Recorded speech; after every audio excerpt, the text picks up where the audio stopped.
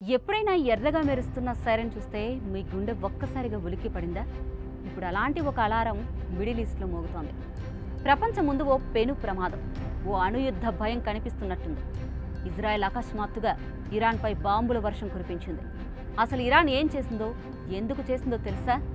వారి అణు కార్యక్రమం గుట్టు రట్టయిందట. అసలు ఈ అణుశక్తి రహస్యాల వెనుక దాగి ఉన్న అసలు మాయేంటి? నిజంగానే ఇరాన్ అణుబాంబులు తయారు చేస్తుందా?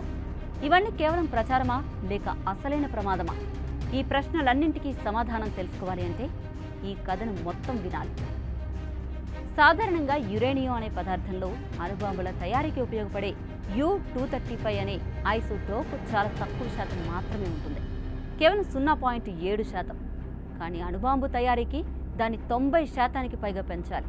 అంటే యురేనియాన్ని చాలాసార్లు శుద్ధి చేయాలి. దీనిని ఎన్రిచ్మెంట్ అంటారు.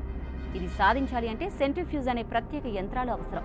ఇవి పనిచేయడం కొద్దిగా కాఫీ ఫిల్టర్లా ఉంటుంది. కానీ అణుస్థాయిలో చూస్తే 1 కిలో అణుబాంబుకు సరిపడే యురేనియం తయారు చేయాలి అంటే దాదాపు 250 SWU అనే ప్రత్యేకమైన శక్తిని వినియోగించాలి. ఇది సాధించడానికి ఎన్నో సెంట్రిఫ్యూజులు గంటల తరబడి పనిచేయాలి. 2006 నాటికే ఇరాన్ 3.5% వరకు యురేనియం శుద్ధి చేసింది. తర్వాత అది 19.75%కి చేరుకుంది. 2015లో ఐరసా, అమెరికా, ఐరోపా దేశాలు కలిసి ఇరాన్తో ఒక అణు ఒప్పందం చేశాయి.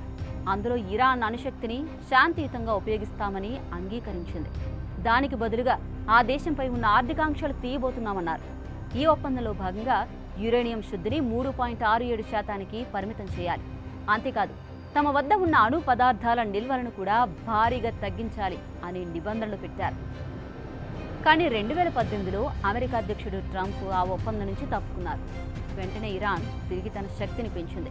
ఇప్పుడు వారు 60% వరకు యురేనియాన్ని శుద్ధి చేస్తున్నట్టు సమాచారం. ఇది చాలా ప్రమాదకరమైన స్థాయి. ఎందుకంటే 60 నుంచి 90% ఎన్రిచ్మెంట్కి వెళ్లడం అనేది తక్కువ టైంలో, తక్కువ శ్రమతో జరిగిపోతుంది. మిగతా పనులన్నీ సిద్ధంగా ఉంటే 3 వారాల్లోనే అణుబాంబు సిద్ధం కావచ్చని అమెరికా విశ్వవిద్యాలయ పరిశోధకులు చెబుతున్నారు.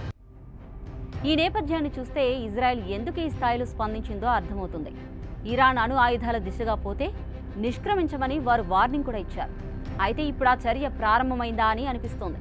ఇక అసలైన ట్విస్ట్ ఇంకొకటి ఉంది. ఇజ్రాయెల్కు కూడా అణుబాంబులున్నాయన్న అనుమానం చాలా ఏళ్లుగా ఉంది. కానీ వారు ఎప్పుడూ అంగీకరించలేదు, ఖండించలేదు. పైగా 1968 నాన్ ప్రొలిఫరేషన్ ట్రీటీకి సంతకం చేయకుండా ఈ విషయంలో మౌనంగా ఉన్నారు. అంటే వారు ఏమున్నా బయటకు రానివ్వరు. మరి ఇలాంటి దేశం ఇరాన్పై ఎందుకు ఒత్తిడి చేస్తోంది? ఇప్పుడు ఈ కొత్త పరిణామంలో ఇజ్రాయెల్ దాడుల వెనుక ఉన్న అసలు ఉద్దేశం ఏంటి? నిజంగా అణుబాంబుల భయమా లేక రాజకీయంగా ఇరాన్ను వంచాలి అనే కుతంత్రమా? ప్రపంచం మొత్తం ఇప్పుడు బాంబుల మీద నిలబడి ఉంది. ఒక్క పాదం తప్పుడు చోట పడితే మానవ జాతికి చరిత్రలోని అతిపెద్ద ప్రళయం తప్పదు. ఇప్పుడు అసలు ప్రశ్న ఏంటంటే, ఇరాన్ వాస్తవంగా అణుబాంబు తయారు చేస్తోందా లేక ఇది అంతర్జాతీయ రాజకీయాల నాటకమా?